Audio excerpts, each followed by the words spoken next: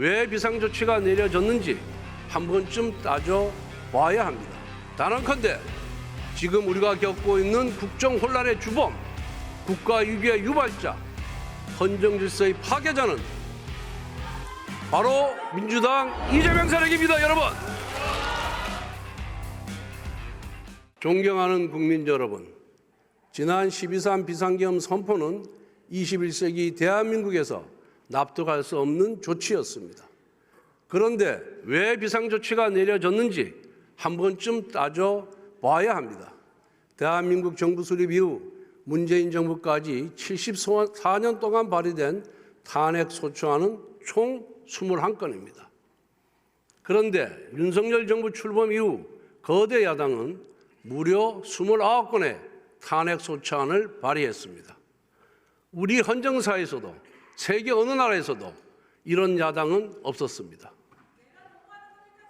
더욱 기가 막힌 것은 탄핵소추 이유입니다.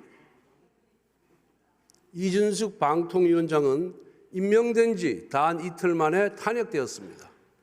방송 장악을 위한 민주당의 정략적인 탄핵이었습니다. 이재명 대표는 대북 송금 사건, 대장동 백현동 비리 사건의 주범입니다. 그런데 이 사건을 수사한 검사들을 무더기 탄핵했습니다. 범죄 피고인이 수사검사를 탄핵하는 적반하장의 폭거였습니다.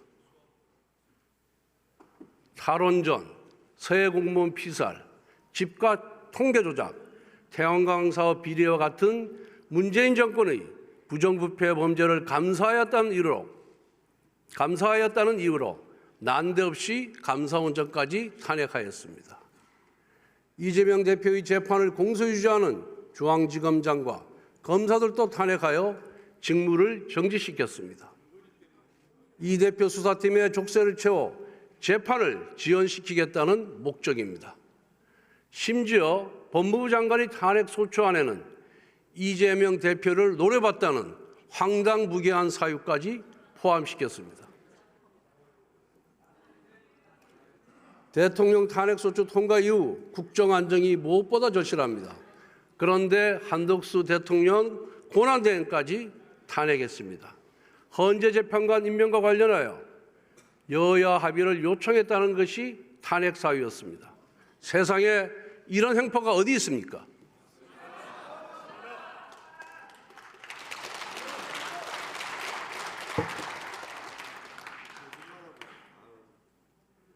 이것도 모자라서 민주당은 최상목 권한대행까지 탄핵하겠다고 시도 때도 없이 협박하고 있습니다.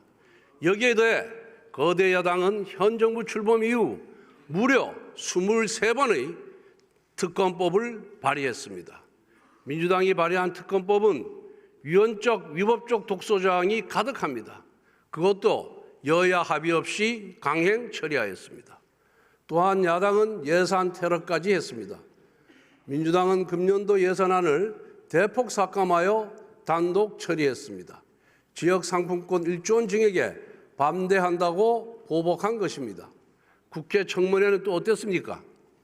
다수당의 힘으로 입법청문회, 청원청문회 열어놓고 온갖 기형적인 막말과 갑질을 보여주었습니다. 수많은 공직자, 기업인들을 불러서 마치 범죄자 신문하듯이 겁박하고 조롱했습니다. 청문회가 아니라 인신공격의 경연장이었습니다. 지금까지 대통령과 권한대행이 행사한 제의 요구권은 총 38건입니다. 이를 두고 민주당은 독선이라고 비판합니다. 불통, 독선 이미지를 낙인 찍는 전형적인 민주당의 수법입니다. 국익을 위하는 법이라면, 여야 합의로 통과된 법이라면 정부가 왜 제2요구권을 행사합니까? 국민 여러분, 29번의 연쇄 탄핵, 23번의 특검법 발의, 38번의 제2요구권 유도, 셀 수도 없는 갑질 청문회 강행, 삭감 예산안 단독 통과, 이 모두가 대한민국 건국 이후 단 한 번도 본 적이 없는 처음 있는 일입니다. 의회 독재의 기록이자 입법 폭력의 증거이며 헌정 파괴의 실록입니다.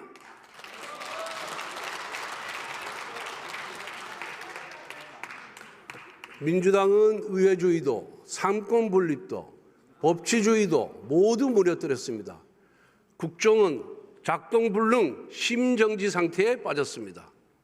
단언컨대 지금 우리가 겪고 있는 국정 혼란의 주범, 국가 위기의 유발자, 헌정 질서의 파괴자는 바로 민주당 이재명 세력입니다, 여러분.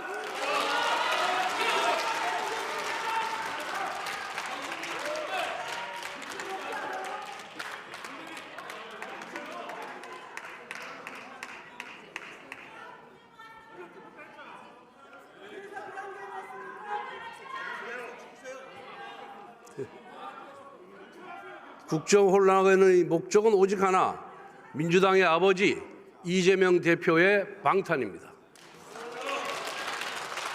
8개 사건, 12개 혐의, 5개 재판을 받고 있는 이재명 대표의 형이 확정되기 이전에 국정을 파국으로 몰아 조기 대선을 유도하고 이를 통해 대통령직을 차지하려는 정치적 모반입니다.